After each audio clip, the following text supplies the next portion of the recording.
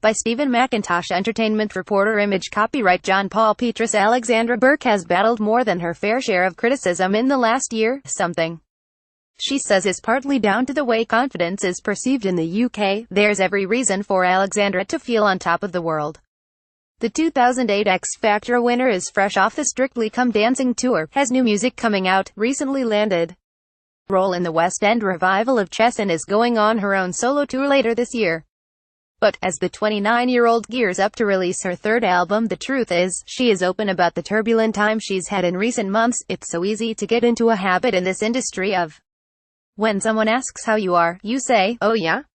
Everything's great. So nice to see you," in a really high-pitched voice, she tells BBC News, "And I fell into that autopilot trap of saying everything's wonderful. And sometimes it's not. And so I'm at a point in my life where I reckon just be like, actually, if I'm not okay, I'm going to say, life has its challenges, but it feels like people can't talk about it because it's like you're scared of facing your own reality, and that was me." Life certainly threw several big challenges at Alexandra towards the end of last year. Image caption. Alexandra was partnered with Gorky Marquez on Strictly. She took part in Strictly Come Dancing, a show in which celebrities queue up to appear and is normally described as a joyful experience by former contestants. Despite regularly receiving top scores from the judges, Alexandra often found herself in the bottom two as a result of the public vote and the subject of criticism on social media. But why? Several theories were forthcoming. The Guardian suggested Burke's surprising difficulties were linked to deeply rooted racial anxieties, but acknowledged that was unlikely to be the sole issue, as Oroduba won the series the previous year.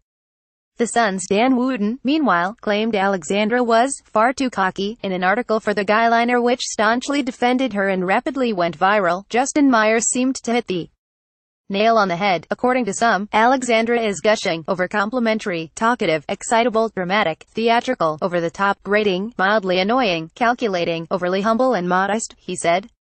Many agreed that it can sometimes feel in the UK like celebrities, and women in particular, have to behave a certain way in order to be successful. Image copyright Getty Images. Image caption. Alexandra performing at Wembley Arena earlier this month. Our biggest pop stars, such as Ed Sheeran and Adele, often making self-deprecating jokes or even play down their own success. But women who come across as a little more confident in their own ability are often said not to be likable enough. Writing about Jessie J, who has faced similar accusations, Pop Justice said, "In the UK we have a problem with what we call showing off. Even when it comes to pop stars, musicians and people whose actual job is to show off a bit, sing but don't over-sing. Collect an award but don't look too pleased with yourself. That sort of thing. I find it bizarre, because women shouldn't feel that if they come across as too confident it can be mistaken for arrogance. That's a massive problem we have over here," Alexandra says. "I got lost in a little bubble on Strictly. That minute and a half where I had no cares in the world. I love to dance, so it was a joy and something that I would look forward to if I made it through the next week. It was just a special moment for me to not do anything but dance and be carefree." Image copyright Getty Images. Image caption. Alexandra is engaged to Josh Ginley, whom she met while starring in The Bodyguard, and that, yes, has been mistaken for confidence, and there has to be an ounce of confidence for you to go on the stage and do something out of your comfort zone. But I was trying to prove something to myself. I wanted to learn Latin and ballroom because I've never done it before. If you get a challenge, why not try your best to execute it? It's a shame that some people mistook that determination and that will to want to do well, which everyone should have in life, by the way, for arrogance or anything other than what it was, and I've always been quite sad about how that came across with some people and what they would say on Twitter. But at the same time, people around me that know me well enough know what I'm like and how much effort I put into everything." One thing that she was praised for during her time on Strictly was how she persevered with her show in the wake of her mother's death.